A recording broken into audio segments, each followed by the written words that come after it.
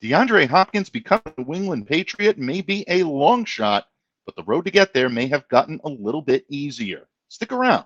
You're about to be locked in to the Locked On Patriots podcast. You are Locked On Patriots, your daily New England Patriots podcast. Part of the Locked On Podcast Network, your team every day.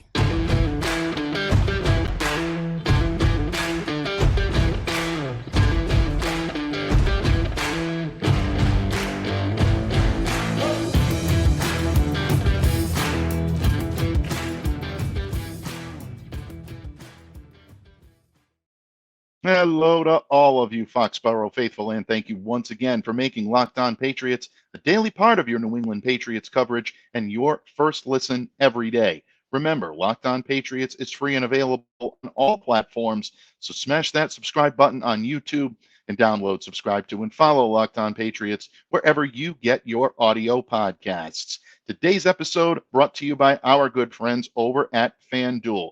FanDuel is America's #1 sports book. So join FanDuel today at FanDuel.com/locked-on. Make every moment more with FanDuel.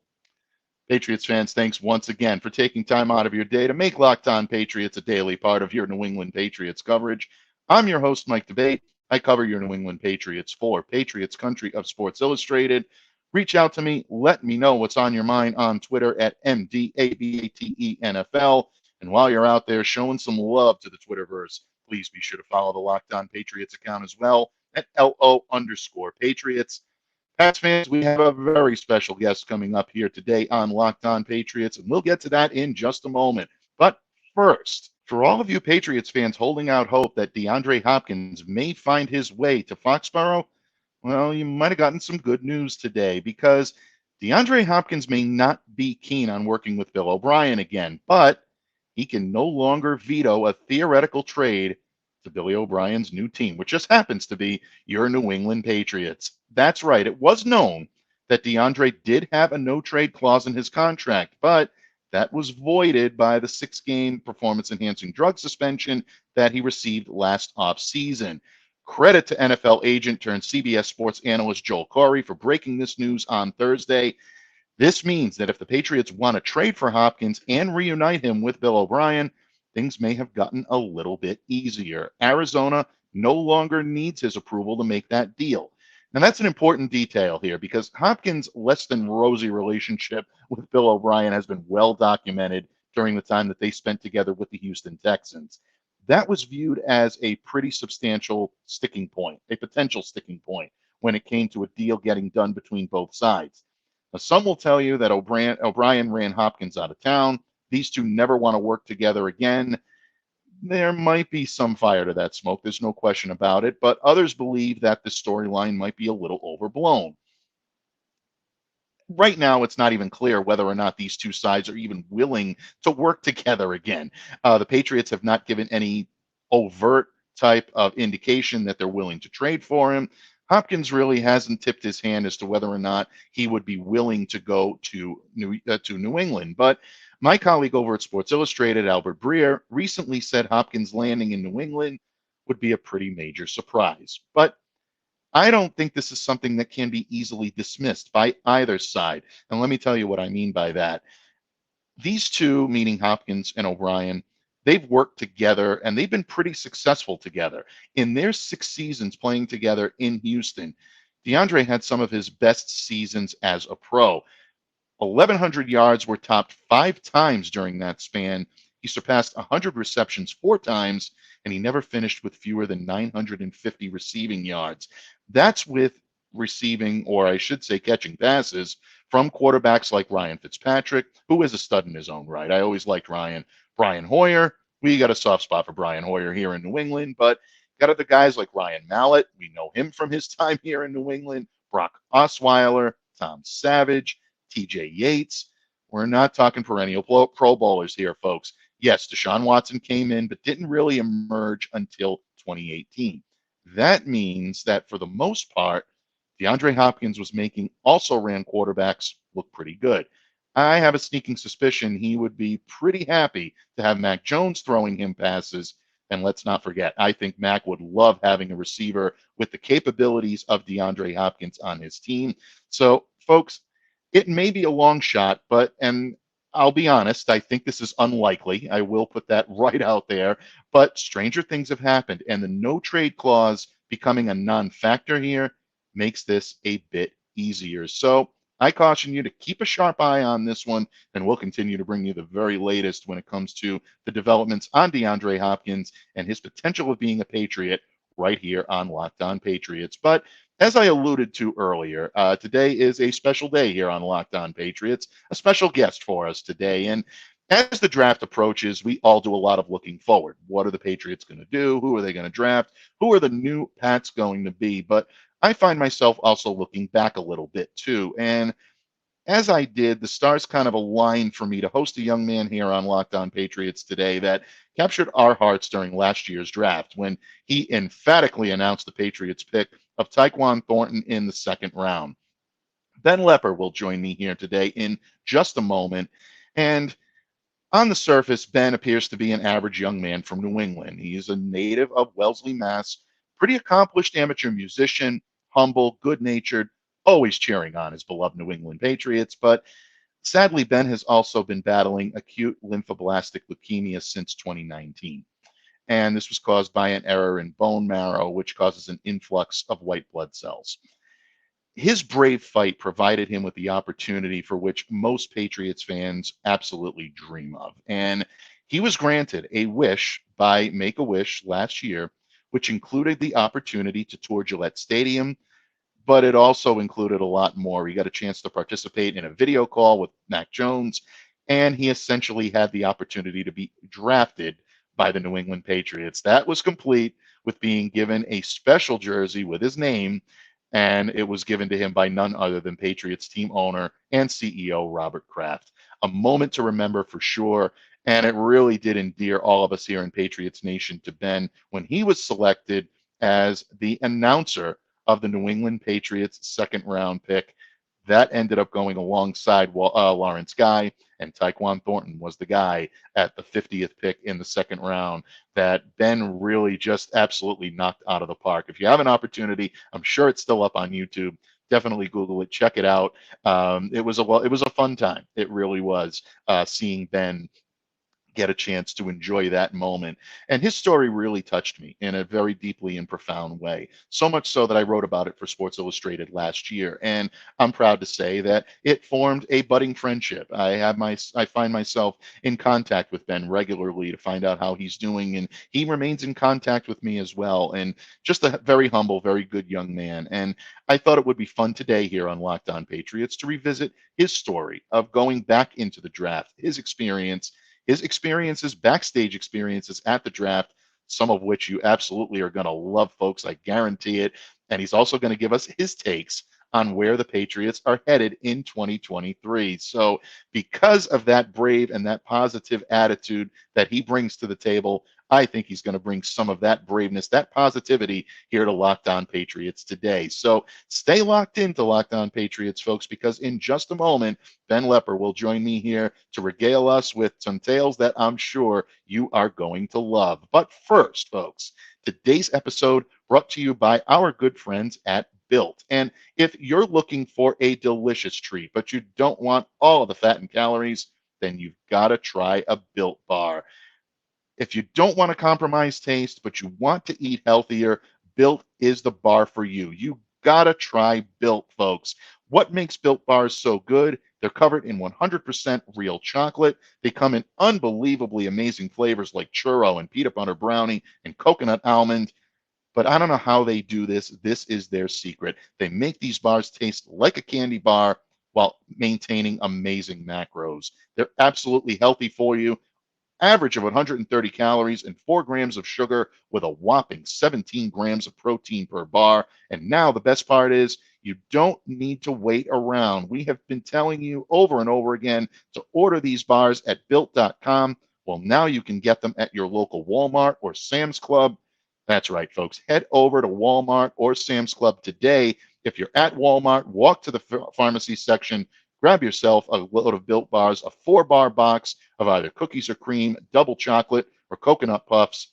all of which are delicious, folks. But then you can also head over to Sam's Club if you're in the area and grab a 13-bar box with our hit flavors, brownie batter and churro. Believe me, folks, you can thank me later. So don't delay. Do it today. Head over to Walmart or Sam's Club, or traditionally head over to built.com to get your next shipment of Built Bars.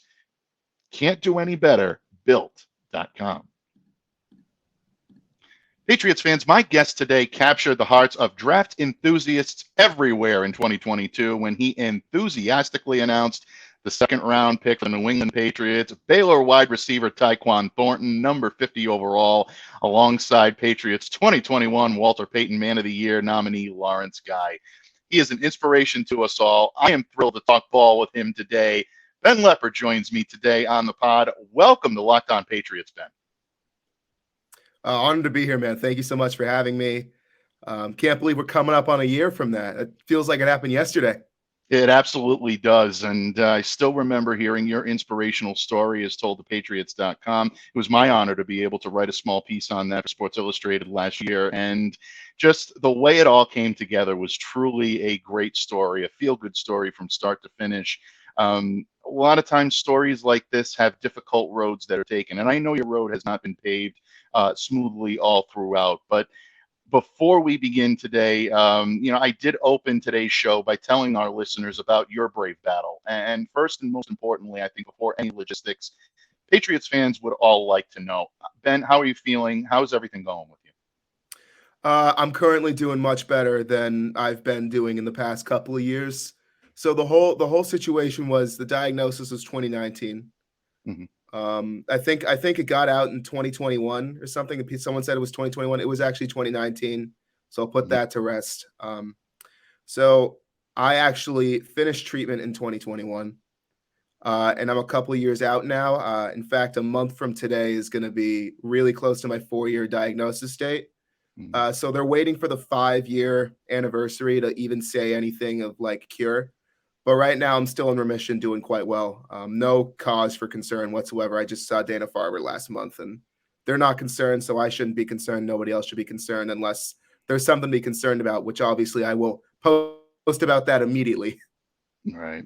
That is great news. Great news. And definitely I give the tip of the cap here on Locked On Patriots on occasion to either an event or a point or a person that deserves that. You deserve that and then some. And that is phenomenal news. So we continue to send our best wishes, karma, prayers, no matter what you believe, folks. We're sending all the positivity to Ben and his continued recovery. And we're glad to hear that things are going well. And I think it only makes the story that we're going to tell today even more heartwarming, simply because I was so intrigued by your story last year in getting the chance to not only meet Mr. Kraft, but also FaceTime with Mac Jones. You get the opportunity to bring it all full circle this past training camp by posing for a picture with Tyquan Thornton. You began his Patriots journey by announcing him to the podium. For those of you that don't know, Ben was the special guest of the New England Patriots last year in the cause, pick that was selected in Las Vegas. And, Ben, I know it was just a tremendous opportunity. If you could just walk us through some of the feelings that you had as that was going on from start to finish, I know our listeners would really love to hear it. So we're going to start with the whole everything being announced to me at Gillette, or are we starting there, or are we starting at the draft? We can start wherever you want. You got the floor today, my friend. Let's start at Gillette, because I think this is Locked On Lepper today, buddy. Yeah, let's start at Gillette for sure, because that's when people figured out who I was at that point. Because before that, I had not really done much with Pat's social media, Pat's social team. Obviously, throughout treatment, I had met a bunch of the guys. I was at Pat's premiere in 2019. They actually brought me up on stage in 2019 because they were showing off what they did with Children's Hospital, where I was still a fairly frequent resident. Sorry. But basically I was, pretty much always in contact with them. Starting from my first visit in the hospital, I met Joe Andruzzi. And, he, of course, battled lymphoma.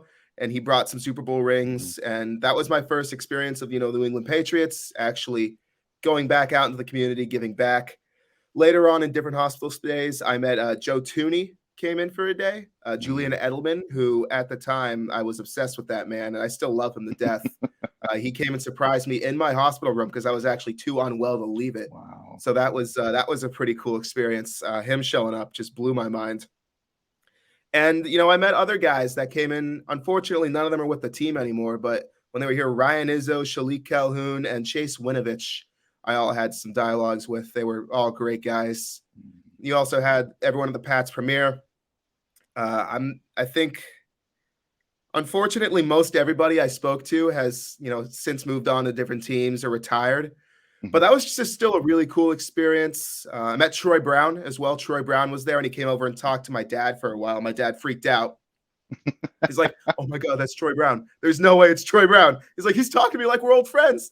So my dad was like a kid in a candy shop at that experience, and that was just so cool. And one thing I do regret from that whole day was I went back to where I was originally during the whole cocktail hour.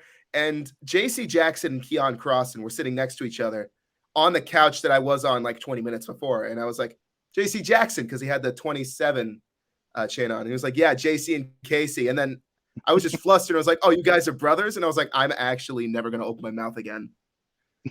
I felt really bad about that one. I was like, oh, Keon, I'm awful. I'm awful. So I was like, yeah, all right. But I mean, everybody I met, great guy. Great person. Josh McDaniels was the last person I spoke with, and he was actually hustling across the entire field to come say hi to me before I left. So I got a lot of respect from the organization from that year.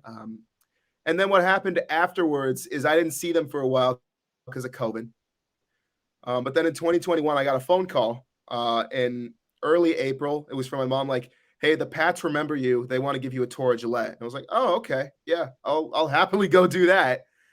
So I called out of classes because like this doesn't exactly happen to regular individuals on a regular basis. I was like, yeah, they're like, you know what? I'm going to go take a tour of Gillette. I'm going to skip school. And then that's all I'm expecting. I'm expecting a tour of Gillette Stadium. Previously, I was in contact with Make-A-Wish, but they didn't tell me anything. Like they were like, we hear you. We will try our best. And then turns out things went a little better than I thought behind the scenes because I showed up and I'm sure you know Donna, right? Oh, absolutely. Donna I love Donna. Course. Donna is the first person I saw. And I was like, oh my God, it's been 2 years. So Donna is the first person I saw. And so we basically just walked through the whole cubicle area. And I was like, they put an entire office building in a football stadium. That's cool. What? And I'm just wandering around and we come to that room that's got like the old jerseys of star players. There's Ty Law, there's Bledsoe, I believe Gino Capoletti's there, Brady, of course. Yeah. They got the I think it was the first Super Bowl ball. I'm not sure if it was, but I think not Gostkowski, Vinatieri had something to do with that. I'd be surprised if he didn't. And then I walk into the Kraft Sports Foundation like waiting area, and there's a camera crew. And I'm like, uh-oh. So something's about to happen. And I had a small inkling that Mr. Kraft would in fact come out just because he always makes sure to see people who are hanging out. Like he's just that kind of person.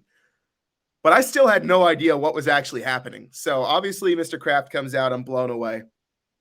Great handshake. Great guy.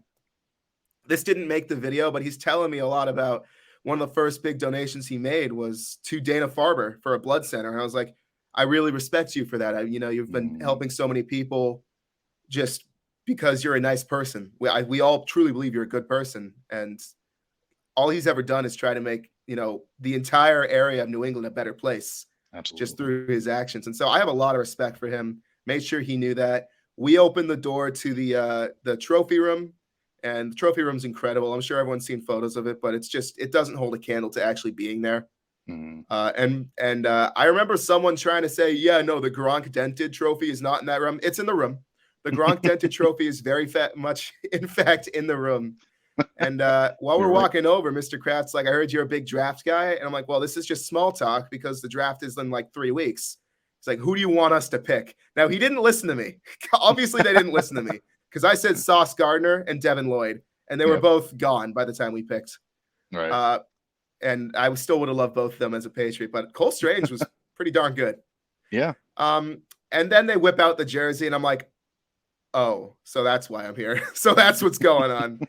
And then, Make-A-Wish comes out. Alex Francisco with the Patriots. Shout out Alex comes out. I think Tamara Brown was there as well. I'm not exactly sure if that was her name, but one of Alex's reporter friends was with her, and Alex was the one I chatted with mostly throughout the tour of Gillette that ensued. They interviewed me a bit. I was like, is this actually happening? Like, did they actually pull this thing off? And I made it very clear. I asked for a second round pick for a couple of reasons. One, I would take any pick I could. And two, because they already knew Sam Prince was going to do the first rounder. So I would happily take a second round pick, 100%. And I think, day 2 in general just needs more love. A lot of good guys come out of there. Yeah. So we're walking around the stadium. They bring Mac Jones in on FaceTime, and I'm blown away again. Because, well, this guy's in Florida. He's taking time out of his training to talk to me. And great guy over the phone. He sent me a signed jersey. It's hanging up in my house right now.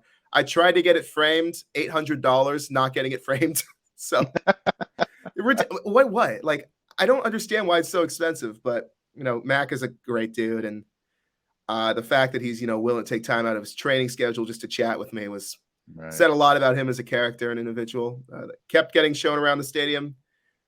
Checked out the locker room. I actually thought that was the coolest part of the tour, just because I was blown away by the digital nameplates. Because like, this makes sense. Someone gets traded, someone gets cut, someone gets signed. You can just get thrown up there. It's perfect. Exactly. And I saw the film room as well, which I wasn't allowed to take pictures in there for some reason, but I can describe it as just a smaller movie theater that has like a Microsoft Surface sort of telestrator actually as the television in that room. So really, just like, you never think you're going to be touring these areas backstage. And I was blown away. So I went back to school, and I was in class when they dropped the video. I was literally in class when my watch started buzzing, and I was like, they posted it, didn't they? So luckily my professor was an NFL fan, and I told him what had happened. So I think he didn't care that I pulled out my laptop and started responding. Rest of the day, my phone did not stop exploding, and it went that way for the rest of the week. Everyone was like, I know that kid. I live down the hall from that kid. I was just shocked, how far that video got as quick as it did. And then so when it came time to head out to Vegas, luckily all my professors gave me the day off. They were like, I don't just excuse you from class, I encourage you to skip class today. And I was like, okay, that's right. All right, I'll go to Vegas, whatever. New England priorities. That's it. New England priority for sure. My French teacher literally said, as a Patriots fan, I endorse this. And then we head out. We spend the day out in Vegas. We meet Sam. Shout out Sam Prince with the New York Giants. He's basically like their little social media boy at this point. I love that kid. He's all over the place. And he's just as cool as he is in person as he is, on video.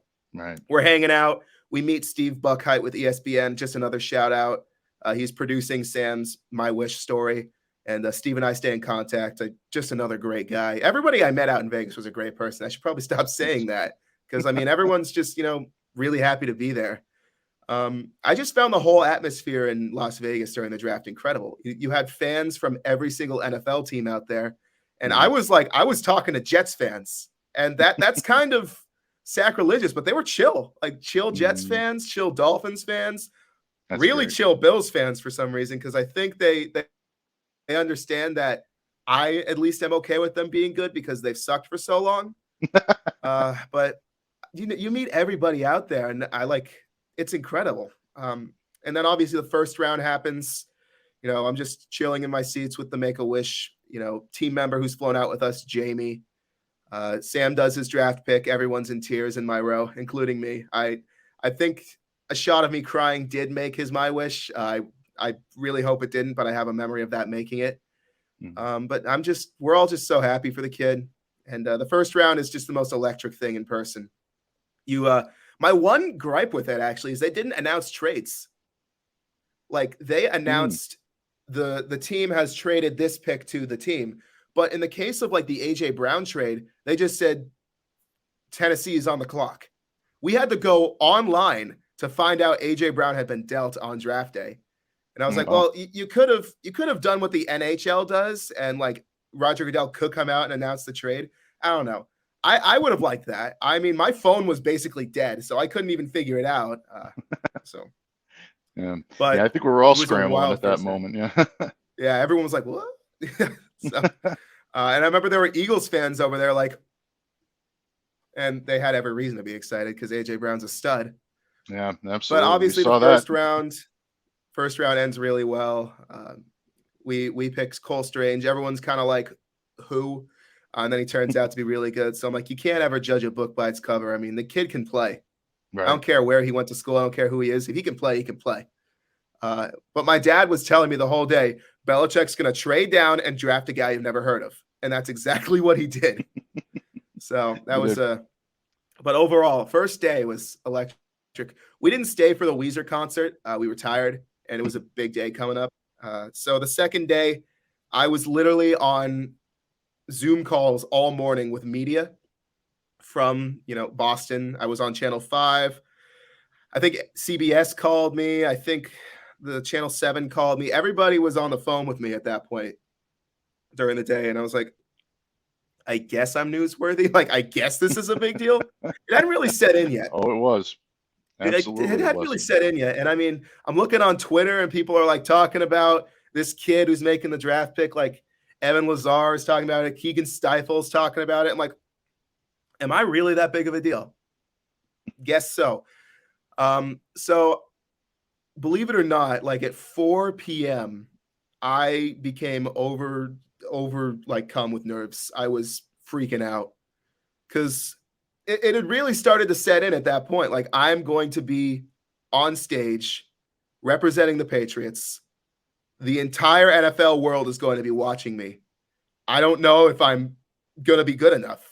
I didn't want to be made fun of for the rest of my life because I mispronounced the dude's name.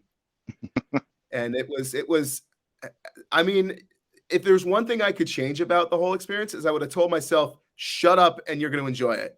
Because I was freaking out for a good 3 hours. And I couldn't really enjoy a lot of the second round up before that because I was just sitting there like, oh no, oh no, oh no, oh no, oh no, oh no. It was terrifying.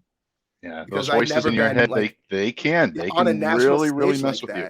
Absolutely. Yeah. And now it did help when everyone started making fun of the Vikings guy who went on for like 3 minutes and a producer literally came on stage like, you need to say the name.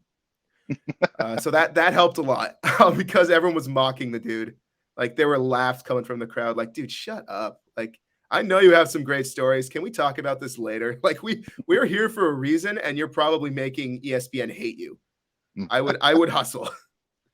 And then so it's at that point when they bring me backstage because I think the consensus around the NFL was that we were going to trade up. We were slated to go 54. We didn't know how much we were going to trade up, but I think at around pick 40, we were like, now might be a good time. Right. So we all went backstage. At that point, I'm expecting to be whisked away at any second because I thought they were going to trade for like 43, 44. Because I always know they've done this every year. They find a guy they like in a second, they trade up to get him. It happened with, well, it didn't happen with Duggar, but I mean, it happened with every second round pick in the past couple of years. Like Barmore, we traded up like 20 picks to get that guy. So I'm just like, when's it going to happen? I'm just going to chill. I end up wandering around backstage and I just wander into the player green room. I was aware that they were taking me in there, but I literally just wandered in and like all the security people were like, who is this kid? And they handed me I had a media pass, so obviously I was okay to be there. But I met a whole bunch of just incredible people in that back room. Tony Gonzalez was back there. He was chatting it up with Lawrence Guy, who I met for the first time actually in the green room. Cam Jordan and Eric Armstead. Eric Armstead, by the way, is like 6'10". The dude is a beast. He is. Big guy. Yeah, everybody was back there. And as I was walking out, Chase Claypool was trying to get into not Chase Claypool, Chase Young. Chase Young is trying to get into the room. He's talking to the bouncer and everything. I'm like, I would let that man in if I were you, because that's a scary guy. He's a scary dude. Like, but I could tell he was a chill guy just by walking by him. I didn't bother him. He didn't seem like he didn't want to be bothered. But he was trying to get into the room, and I think he eventually did. I do think he announced a pick, but I'm not sure which one.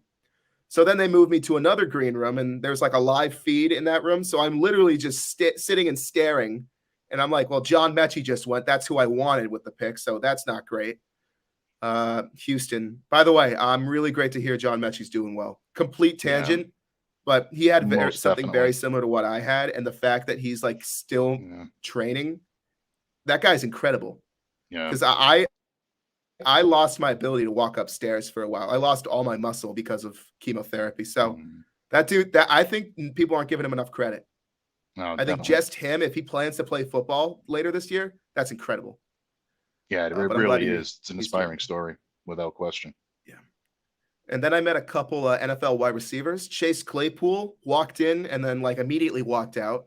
I don't know what was going on with him. I think he might have been inebriated. There's a really good chance he was. But Santana Moss came in and we had like a great discussion. He could tell I was nervous, so he showed me his card that they used. He announced a guy named Fedarian Mathis. I'm like, well, I'm fine. Like if he did that, fine, I'm all right. Santana Moss, though, if I had to pick one player I met who surprised me the most and just how outgoing and kind they were, Santana Moss. I respect that guy a ton. And I mean, you don't usually see that from receivers because those are like the diva types. Yeah. So a lot of respect for him, obviously. Troy Vincent was back there. My dad then let me know who Troy Vincent was. So, because I don't remember the names from Deflategate. And then my dad was like, he's the Deflategate guy. I was like, oh, right. We got a problem. No, he was super chill about it. I think everybody knows they messed up. And then it's like pick 49 has just happened. And then producer literally runs into the room like, they just traded. I'm like, okay, so now it's happening. They finally traded. And then so they bring me into the final green room, and this is like the most impressive one yet. It's like it's got a buffet in there, and Roger Goodell's just chilling out. And I can't say enough good things about Mr. Goodell. Honestly, he was such a great guy in person. He was, out of everybody I talked to, he was the one who calmed me down the most because that guy has announced at least hundreds of draft picks. He's like he could write a book on it at this point. So he shows me again. He shows me a previous card. He's like, "That's what you do. You just say that name. It's you're gonna be all right. You're gonna do great." And then they bring in the card, and I look at the name, and I'm like, "We drafted a receiver? No way!" So the minute I looked at the card for the first time, I was like, "Yeah, all right, we're good. We're gonna be okay."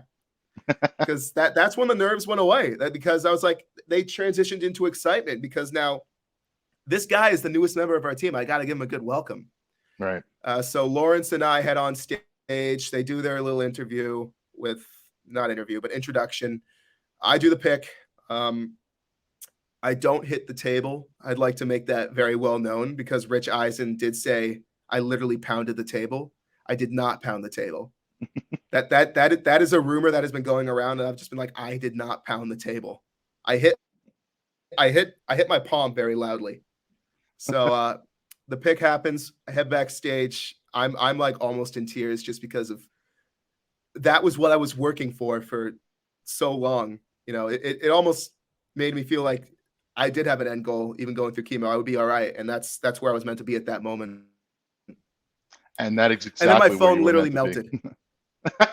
Yeah, my phone melted. Of course. I kid you not. I was getting texts from people I haven't talked to in like months. Some girl I don't know literally filmed the draft video and sent it to me on Snap. Like, I got your recording just in case you didn't have one. I had an amazing story. I also had a quick shout out practice squad player Benton Whitley with the Kansas City Chiefs, I believe, or the Minnesota Vikings. He was on like 4 teams this year, but he reached out and was like, dude, that was incredible. You know, a couple other football guys from my team reached out like, dude, that was outstanding. All of my friends were just spamming me as fast as they could. My Instagram blew up. It all just started going insane. And I literally spent the next like hour like looking at the posts and everything. I was like, all right, well, this guy doesn't like me, but 40 million other people are cool with what I just did. So I'll take it. As you should. Then, apparently people were upset with the pick. Why? Like, they're actively trying to upgrade at positions where they're weak. I don't understand, like, oh, we should have gotten this guy or this guy. First of all, George Pickens is a head case in the nicest way possible. He's insane. And then you've got these other guys who are just unproven and they don't have the upside that I think Taekwon does.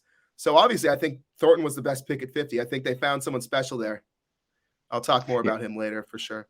Yeah, I would definitely agree with you on Taekwon. Having watched this kid up and coming, watching him in training camp, was sad to see him get the injury, the fractured clavicle. But he's coming back strong. Look for a big year with him, especially with Billy O'Brien at the hub. We are going to talk a lot about the New England Patriots and Ben's take on what this team is going to look like coming up in 2023. But I want to thank you for taking the time to tell us that story from start to finish, Ben. Truly a remarkable story. You made all of us here in Patriots Nation proud with your pick by representing us with class and with a lot of fortitude. And I, for one, am very grateful that you took the time to tell us that story here today. But Ben and I are not done yet, folks, because in just a moment, we're going to get Ben's take on the 2023 New England Patriots when this episode of the Locked On Patriots podcast continues. Patriots fans, today's episode of Locked On Patriots is brought to you by FanDuel Sportsbook. The midway point of the NBA season is here, and now is the perfect time to download FanDuel, America's #1 sportsbook, because new customers get a no-sweat first bet up to $1,000. That's bonus bets back if your first bet doesn't win. Just download the FanDuel Sportsbook app. It's safe, it's secure, and it's super easy to use. And then you can bet on everything from the money line to the point scorers to the threes that are drained. Plus, FanDuel even lets you combine your bets for a chance at a bigger payout with the same game parlay. So don't miss the chance to get your no-sweat first bet up to $1,000 in bonus bets when you go to FanDuel.com/locked-on. That's FanDuel.com/locked-on to learn more. Make every moment more with FanDuel, an official sports betting partner of the NBA. Patriots fans, Ben Lepper joins me here today on Locked On Patriots. Ben, you regaled us with that tale, and we're definitely going to take an awful lot away from that. But I know that you're an aspiring sports journalist. You're definitely keeping a close eye on what the New England Patriots are doing on the field. And it's been an interesting offseason for the Patriots so far. Matt Patricia, Joe Judge, relieved of their duties on the offensive coaching staff, bringing in guys like Billy O'Brien, Adrian Clem coming in to coach the offensive line, Will Lemming coming in, doing a job now is going to be an offensive assistant. We're almost sure that he's going to be the guy that's going to be coaching the tight ends here. Patriots have a good amount of cap space, and they also have right now slated to have 11 draft picks. When you look at the 2023 New England Patriots, Ben, I know 8-9 is not the record everybody wanted from the Pats last year, but they were competing for a playoff spot right until the last game of the season. What are your thoughts on this upcoming season for the New England Patriots? My thoughts are onwards and upwards. That's what I have to say. And I think I've never seen really any team make a PR announcement like they did back in January. Like, we are looking for an offensive coordinator. Like, oh, great, they listened. Like, they know it wasn't great. I think they have all the pieces right now. And that's the problem, because they could have won 12 games last year. But they keep just tripping over themselves at the very last minute. And that's just painful. It's painful ways to lose. I'd rather get blown out, because at least we know we didn't have a chance to win the game. Like, and with that Raiders game, that Bengals game, I could name like so many more games last season. They were like one play away from winning that game and making the playoffs, probably to get bounced pretty quickly. But playoffs is playoffs. Like, you make the playoffs, you had a good season. I think the fact that Bill O'Brien is back, I'm seeing people like, oh no, like, it's better than what we had. And I think Bill O'Brien is still a good coach. He just wasn't a good GM out in Houston. That's what I think got him fired, because he traded away his best players for pennies. I think Bill O'Brien is a great coach. I think him having familiarity with the offense, I think him having familiarity with Belichick and just the organization in general, and as well as Mac Jones. Like, don't forget, they spent some time together at Alabama, even though it was just a couple months. I think that's big. I think as well. The offensive line, Adrian Clem, great. Sucks that we lost Kaylee, but I'm sure we'll be okay at tight end. I think as long as somebody gets the best out of our current tight ends, we don't need to start fishing for another one, because I still believe in Jonnu Smith and Hunter Henry. I think they're both great players. They just need to be used correctly. Right. And that's really what I have to say. Like, use your guys correctly, not just on the field, but on the coaching staff. Like, what is Joe Judge doing on the offensive side of the ball? What is he doing there? We know how good he is at special teams. Just put him back at special teams. If Joe Judge is your special teams coordinator, I don't think Nyheim Hines runs 2 back on you in the last game of the year. No disrespect to Cam McCord or anything, but he's not Joe Judge. Joe Judge is excellent at what he does back there. So you put Joe Judge back on special teams. You put Matt Patricia, I don't even know where you put him. You just put him somewhere. Just keep him away from the offense, because I don't want to watch that again. You bring Bill O'Brien back. Bill O'Brien can get the best out of his players. And the Gerard Mayo extension, by the way, that's huge. Everyone's saying Gerard Mayo's the next head coach when Belichick eventually hangs it up. Mm-hmm. And I mean, everyone's like, actually, it's going to be Steve Belichick. I'd be okay with Steve Belichick, but as long as Gerard Mayo stays on the coaching staff for as long as he can. Right. And I think signing him to a long-term extension, I think that's just a sign of what's to come. I think he's a great linebackers coach. Patriots linebackers have always been pretty solid. I think this is what you do to move forward from whatever happened last year. Yeah, without any question. And you mentioned Mayo. I'm so glad that you did, because having someone like that is universally respected and universally listened to in a locker room is such an underrated part of being an NFL coach, especially a head coach. You have to find ways to bring players together. It's more than just logistical X's and O's on the field, and it's more about building camaraderie. It's finding a blend of both, and Mayo is someone that I think absolutely ticks all the boxes. So, Ben, I think you're spot on. Your coaching analysis, I think, is absolutely where the Patriots would need to be. I love the addition of Bill O'Brien. I, like you, Claire joined me here yesterday on the pod. I know she's watching today. We both believe in Hunter Henry and Jonnu Smith coming back big with Bill O'Brien, especially in that type of an offense where he loves to utilize the 12-man. I think he's going to utilize those guys well. And, there's always an outside chance that the Patriots add a deep threat. I opened the show today by talking a little bit about how DeAndre Hopkins' suspension last year voided his no-trade clause. I'm not saying it's going to happen, folks, but makes it a little bit easier for the Patriots to possibly facilitate that deal. Don't forget Monty Ossenfort out there in Arizona. That could be something the Patriots could work on, but I like your enthusiasm. I like your optimism. And that's something, like I said, we all fell in love with last year, Ben, and I'm so glad to see you doing well, and I'm glad to see you giving excellent spot-on analysis for the New England Patriots. This is not going to be the last time we have you here, my friend. You told your story, but we want to hear more about your take on the New England Patriots, especially as we get closer to draft time. I know you have your sharp eye focused on that. Before I let you go today, please let everyone know where they can reach out to you, interact with you, some budding sports media, mogul type things that you're doing right now. The floor is yours, my friend. Please let us know, so that way everybody can follow you and reach out to you, and they can be as fortunate as I am to be able to talk ball with you. Of course, yeah. Let me just jump in on one thing you mentioned real quick. DeAndre Hopkins is not coming to the Patriots. He's not coming to the Patriots. I would love you're it. Killing me. You're killing. No, but I mean, you put Bill O'Brien and him on the same team again. It's not going to happen. I don't it's think. Volatile. I agree. I think Keenan Allen is a much more likely option. And now you're speaking my language. I covered Keenan out in Los Angeles for a few years when I was cutting my journalistic teeth covering the Chargers. Yeah, that's a guy I would love to see. One of the most gifted route runners I've ever covered, I've ever seen. Keenan, I think, is an underrated potential target. So once again, Ben, you've lent your wisdom and counsel. You've earned that spot. I agree with you. And I think you're right. I think DeAndre is a little bit of a stretch of the imagination, but stranger things have happened. We got to hold on to the hope, Ben. You know that. Indeed. So I'm currently, you can find me on Twitter at I'm Cloud Cage. I produce music on the side. So that's my music account. Having fun with that.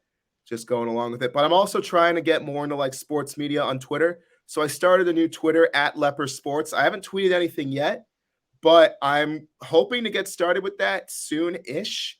Yeah, right there. There it is. I'm just trying to have some fun with it. because a lot of my sports tweets on my music account, just nobody cares. So I feel like if I get like a better audience who cares about sports, absolutely cares what I have to say, that's where you got to go. Because I think I'm going to start using that hopefully in the near future. It should be fun. And then, of course, you can find me on Instagram. It's just my name. If you want to connect with me on LinkedIn, it's my name as well. That's about it. Yeah, that's where you can find me right now. That's where you can find what I'm up to. And yeah. Absolutely, folks. I highly recommend following both of Ben's accounts on CloudCage. As an amateur drummer myself for the past 25 years that absolutely loves all types of music, check out what Ben's doing. He's doing some great stuff. But if you're a sports fan, obviously you're tuning into Locked On Patriots, you're a Patriots fan, check out at Lepper Sports. I'm a follower. You should be too. So definitely smash that follow button on Twitter. And Ben, once again, thank you so much for letting us know that not only that you're doing okay, most importantly, but also for giving us the sports insight and the insight on your draft experience start to finish. Truly a heartwarming story, and we look forward to having you back here again on Locked On Patriots very, very soon. In the meantime, folks, thank you once again for making Locked On Patriots a daily part of your New England Patriots coverage and also your first listen every day. Remember, Locked On Patriots, free and available on all platforms. So after you've followed both of Ben's Twitter accounts, make sure to smash the subscribe button to Locked On and download, subscribe to, follow Locked On Patriots on your preferred podcast provider. On behalf of Ben Lepper, who has just absolutely stole the show today, folks, I'm Mike Debate. Continue to stay safe, stay well, be the change you wish to see in the world. Have a great day, everyone, and we'll see you again tomorrow on Locked On Patriots.